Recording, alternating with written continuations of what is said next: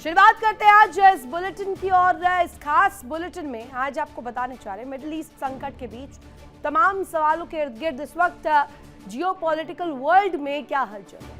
अमेरिकी राष्ट्रपति Donald Trump ने ईरान पर नए हमले करने की घोषणा कर दी है। आने वाले 2 से 4 दिनों में अमेरिका ईरान पर नए हमले करेगा।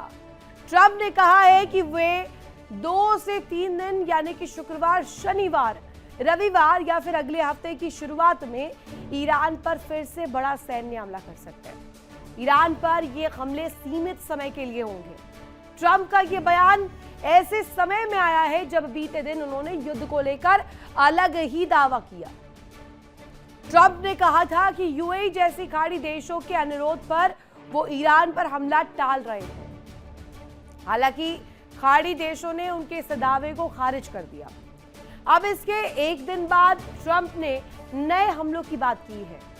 ईरान पर हमले की घोषणा के साथ ही ट्रंप ने प्लान तैयार कर लिया है। अमेरिका कैसे ईरान के खिलाफ हारती हुई लड़ाई को जीतेगा। और ट्रंप का कहना है कि अमेरिका के पास 2 रास्ते हैं। पहला ये कि अमेरिका अपनी सेना ईरान की जमीन पर उतारकर अपनी जीत का झंडा फहराए और दूसरा ईरान के साथ शांति समझौते पर बातचीत के बाद दस्तावेज पर दस्तखत कर इस युद्ध को खत्म करे। गौर करने वाली बात यह कि अमेरिका दोनों ही रास्ते अपनाने का दावा कर रहा है। ऐसे में देखने वाली बात यह है कि आने वाले 2 से 3 दिन में होगा क्या। 2 से 3 दिनों में अमेरिका किस रास्ते पर आगे बढ़ता है और कौन से प्लान को एग्जीक्यूट करता है।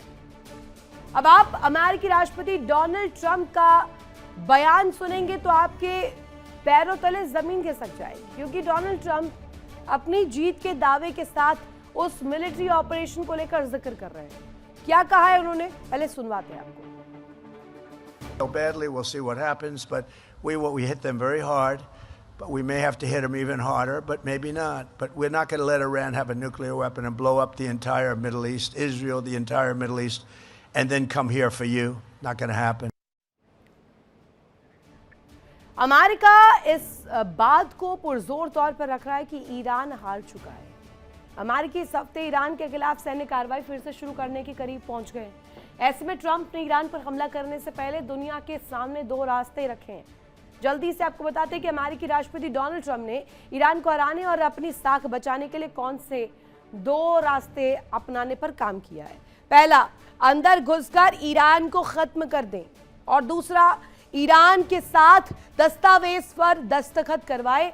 और यही 2 रास्ते जो हैं वो अभी डोनाल्ड ट्रंप ने चुने हैं। तो प्लान तो तैयार है, अंदर खाने इस बाबत तैयारी भी चल रही है, लेकिन क्या ये रंग लाएगी। एक और अमेरिकी राष्ट्रपति डोनाल्ड ट्रंप ईरान पर हमले की दूसरी लहर शुरू करने की धमकी दे रहे हैं। दावा कर रहे हैं कि इस बार हमले निर्णायक रहेंगे।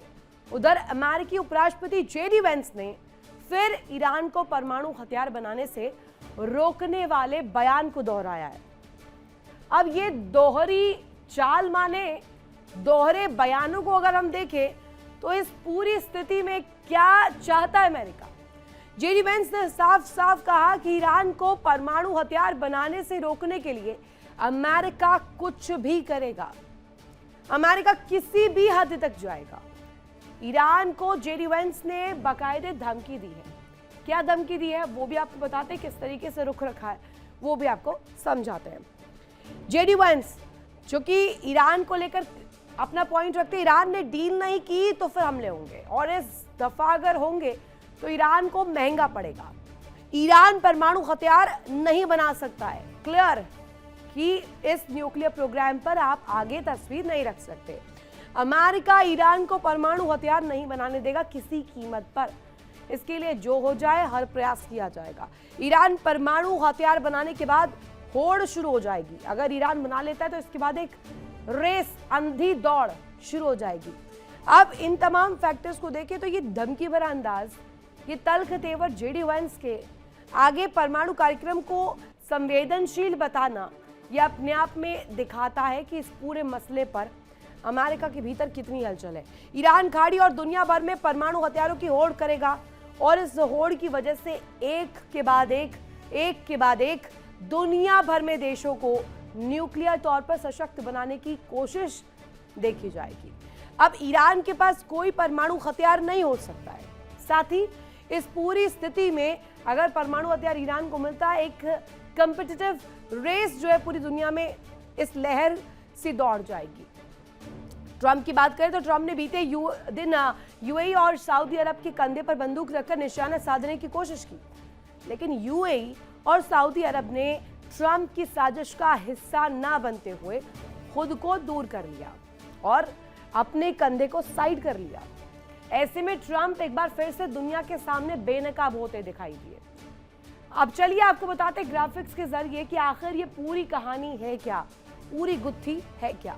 ट्रंप के खिलाफ बारूदी गंध, यूएई सऊदी ने खाई सौगंध। ये हम क्यों कह रहे हैं? दरअसल ईरान के साथ तनाव में उलझे अमेरिका को सहयोगियों ने बड़ा झटका दिया, साथ छोड़ दिया। अब यूएई हो, सऊदी हो, इन तमाम तस्वीरों को देखें तो अमेरिका घिर सा गया है। सऊदी अरब और यूएई ने 24 घंटे में 2 बड़े झटके दिए। कैसे? सऊदी और यूएई ने अमेरिकी ट्रेजरी से जमा पूंजी निकालनी शुरू कर दी है। जो भी पैसे वहां पर लगाए थे वो इन्वेस्टमेंट वापस टेक ऑफ कर लिया है। दोनों देशों ने मिलकर 15 अरब डॉलर की जमा पूंजी निकाल ली है अब तक। ये पूरी तस्वीर जो है आगे क्या इस कदर हो जाएगी कि एंटी खड़े हो जाए। अब सऊदी ने मार्च में अमेरिकी ट्रेजरी बॉन्ड में हिस्सेदारी 10.8 बिलियन डॉलर घटा दी है, कर ही नहीं रहे इन्वेस्टमेंट। अब इसके साथ साथ ये पहला झटका हुआ। दूसरा झटका क्या है? ट्रेजरी में इस तरीके से हिस्सेदार बनना। लेकिन आगे ये तस्वीर क्यों ज्यादा दिलचस्प और ज्यादा अहम हो जाती है? क्योंकि इस घातक स्ट्रेटजी से डोनाल्ड ट्रंप दुनिया को बड़े खतरे के ऊपर धकेल रहे हैं। अब इसी को लेकर के क्या तस्वीर है और क्या चर्चाएं हैं, करेंगे खास मेहमानों से चर्चा। हमारे साथ खास मेहमान कनेक्ट है, group captain Ashish Sai sir हमारे साथ कनेक्ट है, colonel Dinesh Sharma sir connect है, करोड़ी सिंह विदेश मामलों के जानकार हमारे साथ कनेक्ट है। सभी का स्वागत करना चाहूंगी। पहला सवाल साहिर सर आप ही से, ईरान पर हमला होगा, नहीं होगा, शनिवार को होगा, शुक्रवार को होगा, नेक्स्ट वीक में होगा, कमिंग वीक में होगा, ये तो एक बात।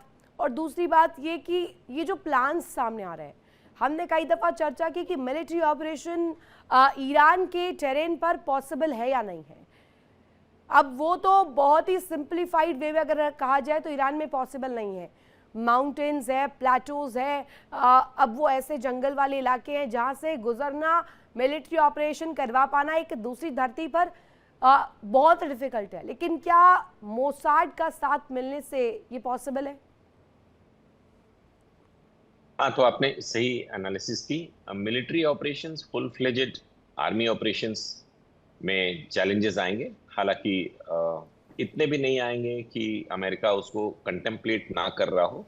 दिक्कत ये है कि अमेरिका की जो इंटरनल परिस्थितियां हैं वो अभी ऐसा करने से ट्रंप को रोक रही हैं। खास करके mid term, oil turmoil, civil turmoil America में जो अपना चल रहा है, वहाँ पे Congress versus Trump, Supreme Court versus Trump, तो कई ट्रंप के एक्शंस को क्वेश्चन में डाला गया है। इस वजह से उनको ये अमेरिकन फुट ऑन ग्राउंड करने में दिक्कत आ रही है। हालांकि आर्मी इसके लिए ट्रेंड होती है और लेकिन अमेरिका का एक टिपिकल बहुत ही अलग किस्म का रवैया है आर्मी को यूज करने में। Don't put your guys in the harm's way. हमारे सोल्जर्स पे दिक्कतें नहीं आनी चाहिए। अमेरिका इसको लेके बहुत सेंसिटिव रहता है, which is a very demoralising thing for the military, क्योंकि वो तो लड़ने के लिए, हम तो लड़ने के लिए बने, और हमको अगर रक्षा कवच में ही लड़ना है या नहीं जाना है हॉस्टाइल एनवायरनमेंट में, तो फिर हमारी हैसियत क्या है? एज अ सोल्जर मेरा ये सोचना है। तो इसलिए, लेकिन स्पेशल ऑपरेशंस तो बहुत पॉसिबल है। स्पेशल ऑपरेशंस की अलग एक डेडिकेटेड फोर्स है, हम कई तरह की नेवी की, एयरफोर्स की, आर्मी की अमेरिका के पास है, और ये सारे गल्फ में इस वक्त मौजूद हैं।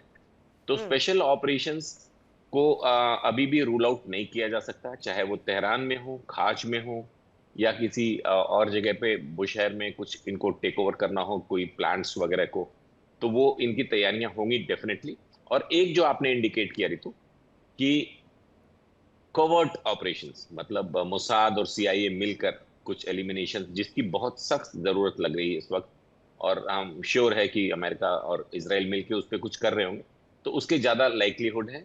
लेकिन आज की तारीख में कुछ भी टाइमलाइंस दे पाना हमारे और आपके लिए नहीं, नहीं तो हम पेंटागन और आप के लिए नहीं। टाइमलाइन नहीं दे रहे, टाइमलाइन दे तो डोनाल्ड ट्रम्प ही रहे ना कि बातचीत तो मैं कर वही कह रहा हूँ लीजिए, कि डेडलाइन पर बात कर लीजिए, प्रस्ताव भेज दिया है, इस पे हाँ कर दीजिए, नहीं तो नकारा तो फिर इसके रेपरकशंस झेलिए।